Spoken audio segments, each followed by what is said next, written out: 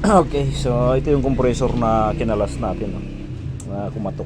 Eh, hindi naman siya totally kumatok. Kaso lang, yung isang bola niya sa ilalim, natanggal. Ito. Ito. Yan, oh. Natanggal siya. So, nung kinalas ko, wala talagang langis, oh. Tuyong tuyo. Tuyong tuyo siya. So ito yung compressor na kapag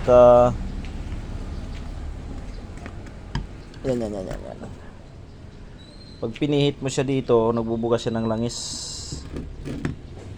Brand new siya, pero pag pinihit mo yung clutch, nagbubuga siya ng langis dito. So first time ko naka-encounter ng ganong klaseng compressor. Pero siyempre, sabi ko nga, nabayaran, kaya nabili ko na siya, kaya tinisting na lang, kinabit. So yun ang kalalabasan niya. Yung langis inubos niya sa system. Ayun, oh, wala siyang langis, oh. Ubos yun.